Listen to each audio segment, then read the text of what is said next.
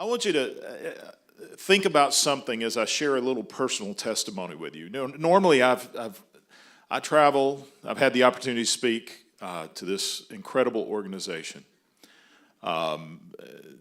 Others about the spiritual heritage of our nation and how if we want to maintain the freedom that we have, it requires the faith that we all share. Our founders had it. That there is monuments to that faith throughout this city, even though there's many deniers to it, but throughout the capital. And I've spoken from a historical perspective, a constitutional perspective. But a year ago today, God began to take me and my family on a journey that I did not expect. I did not ask for. And quite frankly, if I had the opportunity to choose to do it, I would have said absolutely not. But it has brought me to a place that has brought a realism to not only God's grace, God's power, but God's hand of providence that wasn't just once on this nation, but is still on this nation today. When you look at the grace of God, like I said, I want to get back to this and after I share this little personal testimony with you. But I want you to think about where we are today is just compared of where this nation was 2 years ago. Where we were 4 years ago.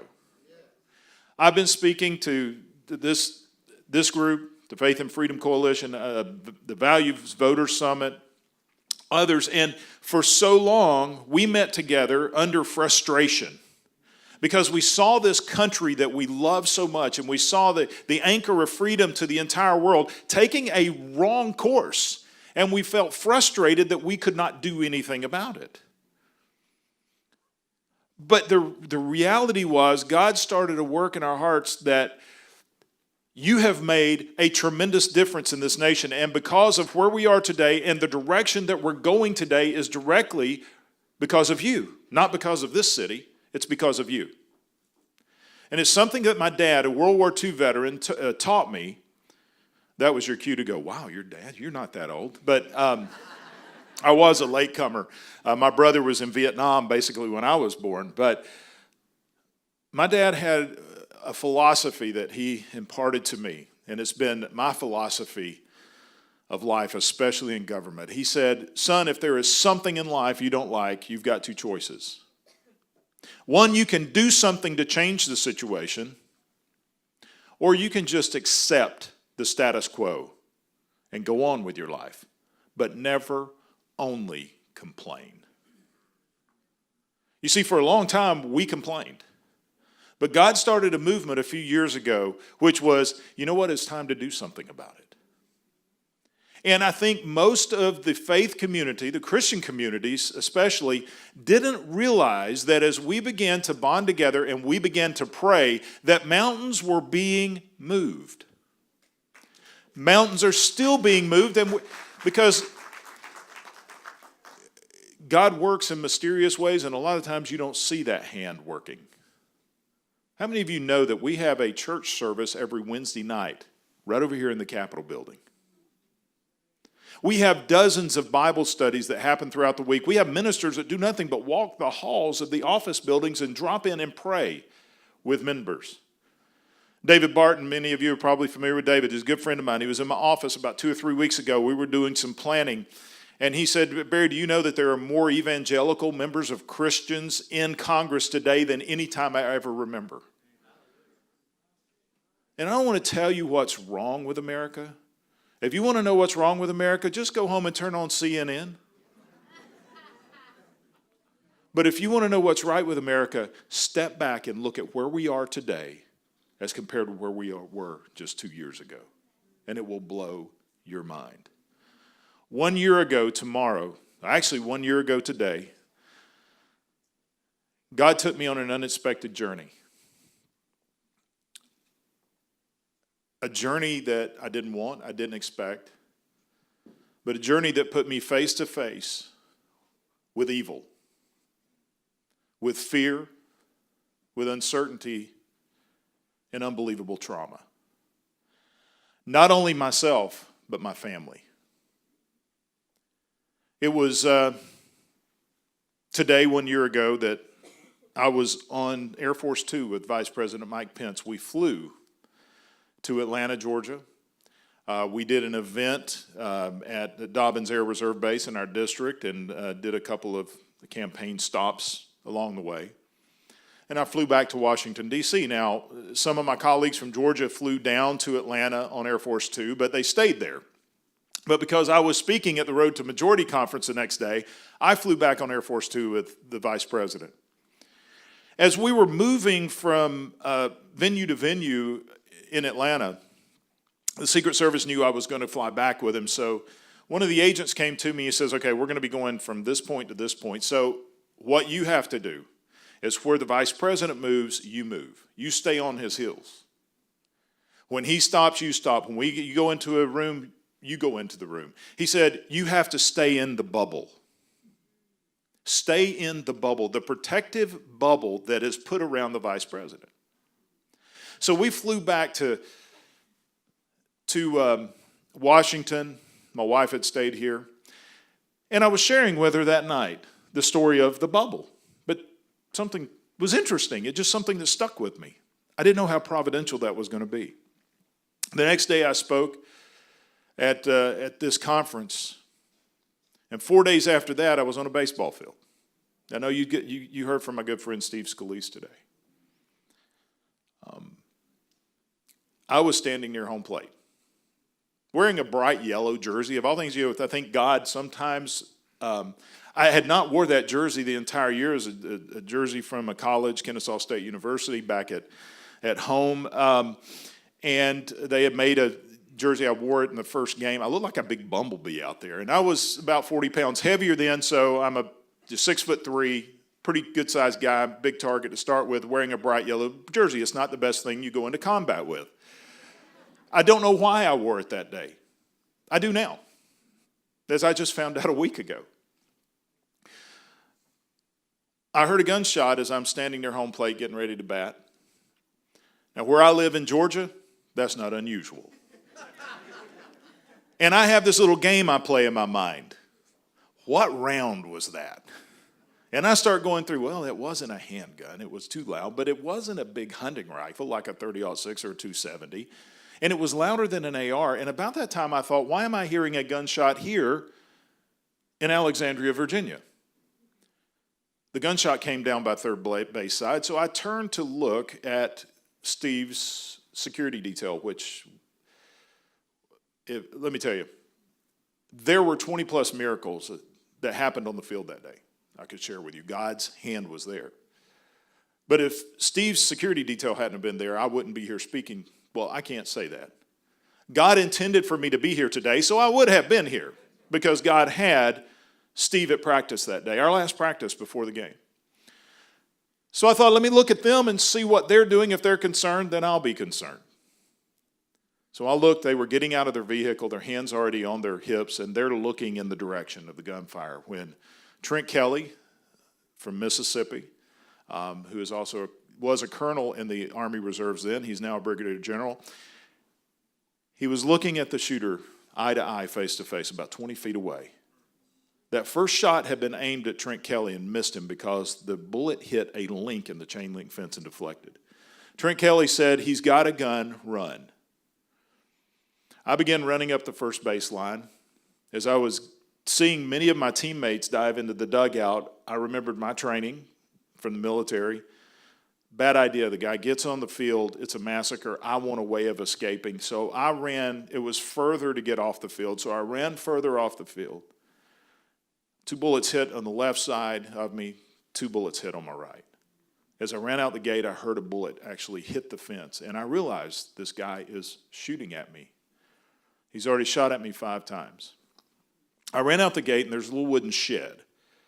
So I wanted to get concealment and find a way to get out of this park. So there were several folks with me there. I went around the corner of the shed, not knowing that the shooter was moving. He had already shot Steve. I didn't realize Steve was shot. He was at second base as I was exiting the field. I didn't know that Steve had actually been hit until after they took the shooter down.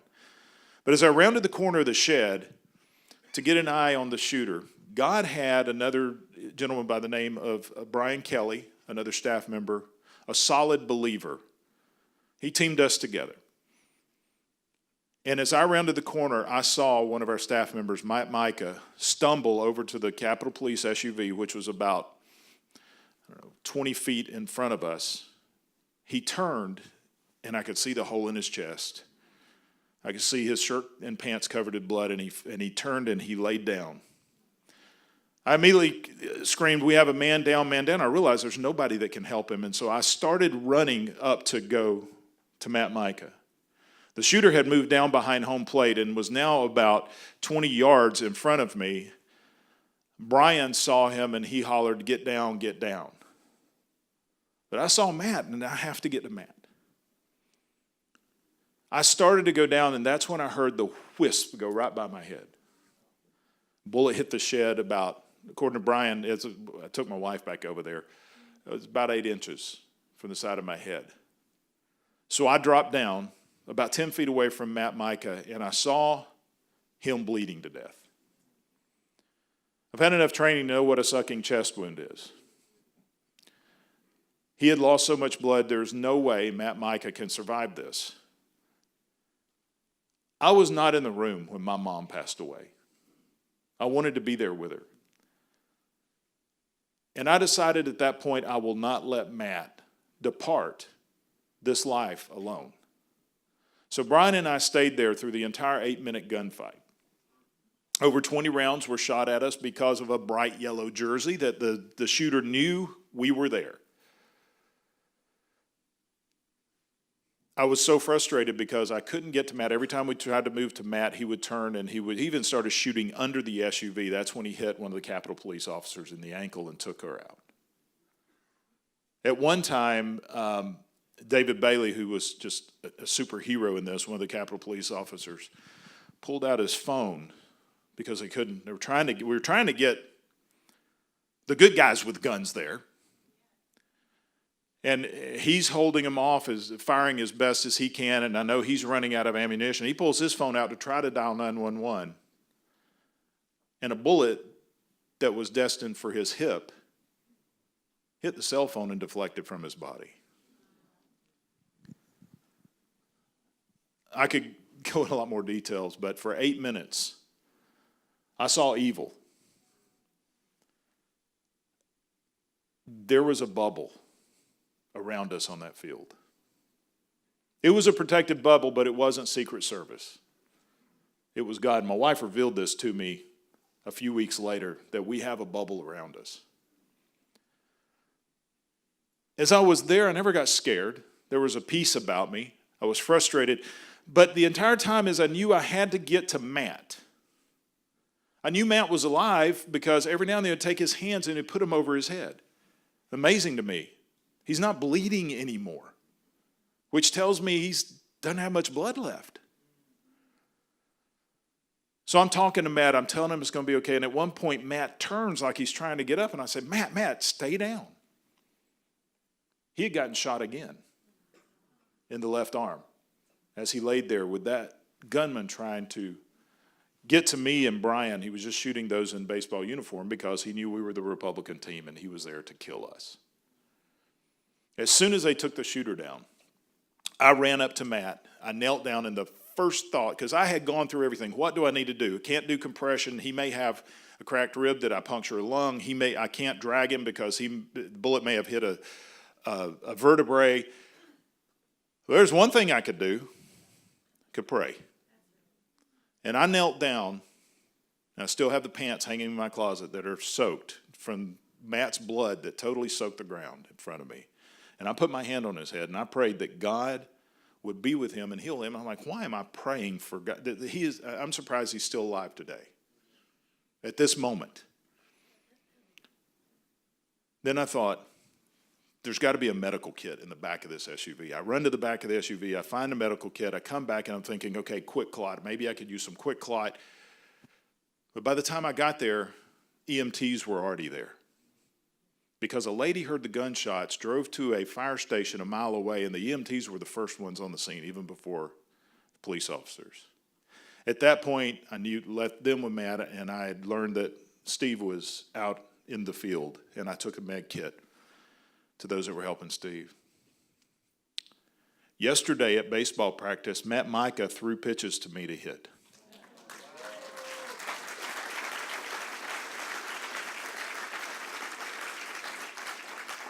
And hit me in the elbow with one of the pitches. So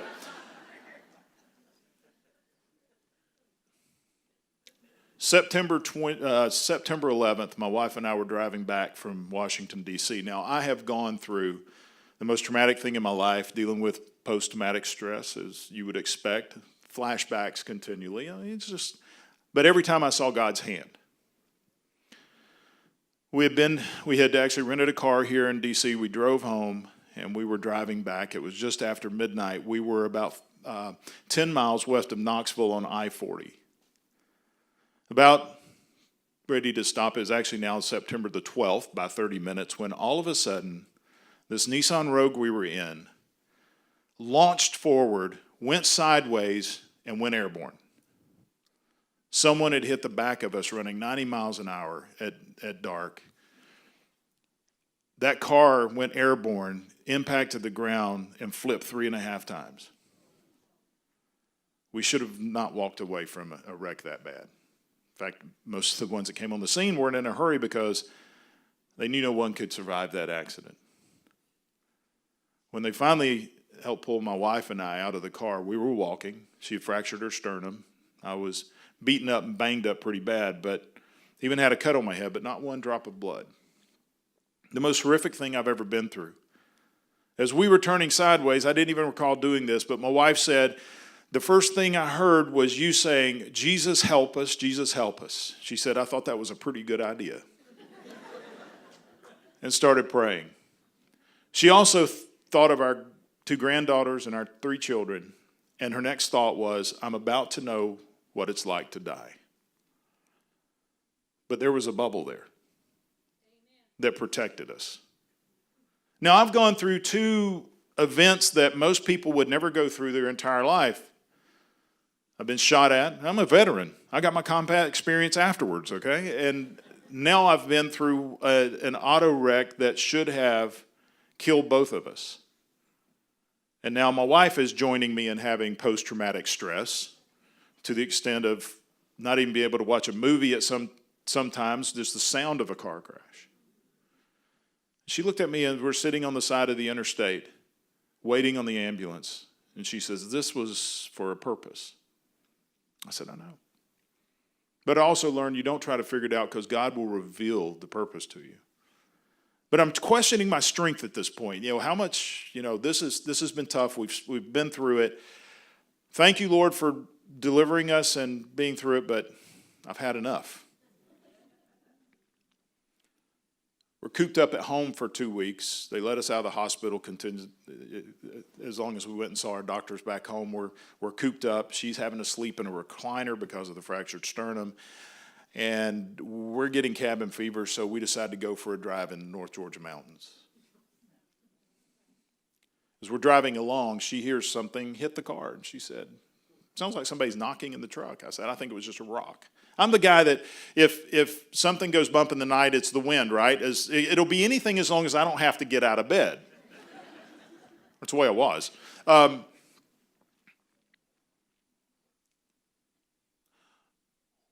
We found a bullet hole with a bullet, an AR round, embedded in the back of our car that was shot, according to the FBI, apparently from someone in a prone position on the side of the road that was definitely targeting that car with a perfect trajectory to the headrest of the driver.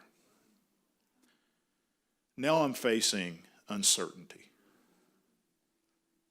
I've been shot at multiple times. I've had a tremendous car wreck, and now the FBI is questioning whether the car wreck was actually an accident. Maybe there was a target against us. And so now we're dealing with all this uncertainty. But I'm not going to let fear take me down. Now you start questioning it. A normal person would question, is this worth it? Is this job really worth that? So we have my oldest son, poor guy, he seems to be the one that we call when all this happens. And in January at his birthday party, he said, Mom and Dad, the best thing you can give me is never call me again. We're just glad you're still with us. And then in February, we decided to go on a train ride. You may have heard about it. We're riding up the track through rural Virginia when a garbage truck driver drives around the rails and we hit the truck. My wife saw the truck flying through the air. The impact was so hard it actually fractured some vertebrae of one of the spouses that was on the train. Slammed us. I mean, it was pretty difficult. But I looked at her at some point and I said, does it mean something that this is the least traumatic thing we've been through in the last year? But she looked at me and she said, we're in the bubble. Now, what does all this mean for us as a nation? When I was pinned down trying to get to Micah, with this guy shooting at me, and I'm frustrated and angry because I need to save the life of my friend there and I can't get to him, I was not thinking, you just wait till I get done here because I'm going to go back to Capitol Hill and I'm going to pass a law. That wouldn't help a thing because what he was doing was already against the law. I wasn't thinking I'm going to go protest somebody. I was thinking, where are the good guys with the guns?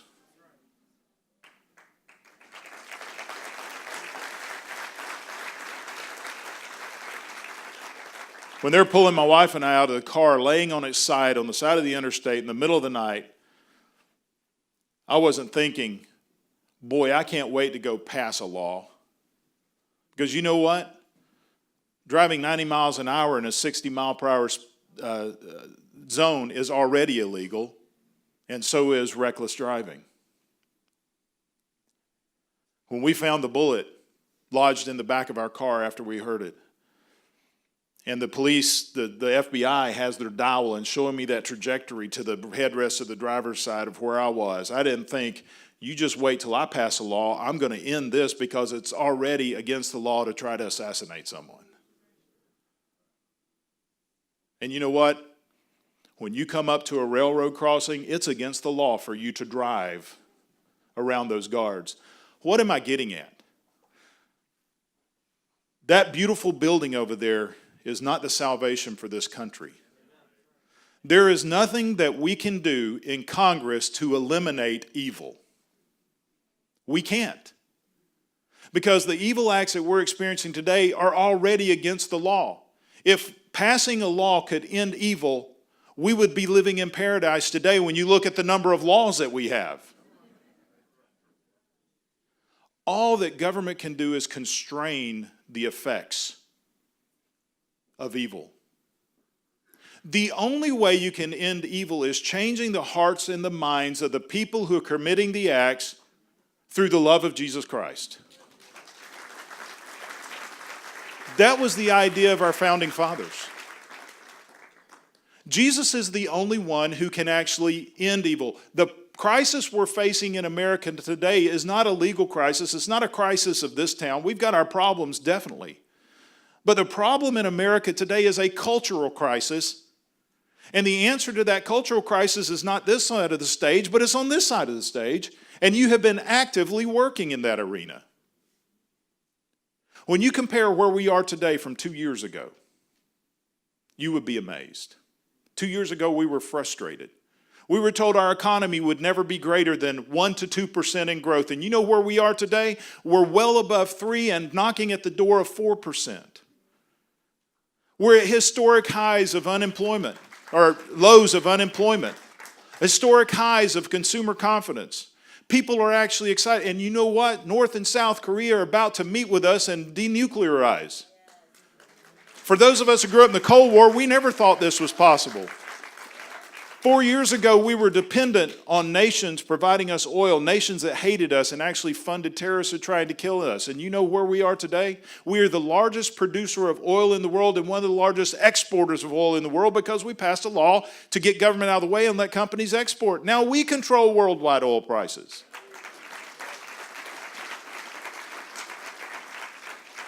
And we've once again shown the world that we will defend our liberty, we will defend our freedom, and we will defend our borders. Things have changed dramatically, but we still have a long way to go. And this is what I was saying. You compare where we are today and where we were 2 years ago. If I told you a decision would come out of the Supreme Court like the one that came out last week, you would have thought I was crazy. If I would have told you 2 years ago that you would have a Supreme Court justice who would uphold the Constitution and our freedoms of religion, you would have thought I was crazy. But God works in mysterious ways, and it is because of the prayers and the work that you have been doing is why we're here today. Why is the economy good? Not because we did anything, it's because we stopped doing some things. We got government out of the way and let the people do what the people do. And I'll close with this, because you got a really good speaker coming after me. We have a chance to sit down in the majority leader's office about every few weeks, and he tells us how to communicate really what's going on. The people don't know. It's up to you to tell them. It's up to you to share with others how great America is, and we're making it better because of the work that you're doing and the answer to the prayers that you have been praying. See, God revealed to me through these last incidents, things are going to happen. But I'm there, and I'm going to see you through it. And this is what I want you to leave here thinking about. The answer to our problems, that we still face many problems, is not here in Washington. So long we focused on the Capitol Dome, we focused our frustration. We need to stop having our primary focus as Washington, D.C., and get our primary focus back on the cross. That's the answer to America. I know that's a lot different than the messages that I've brought before.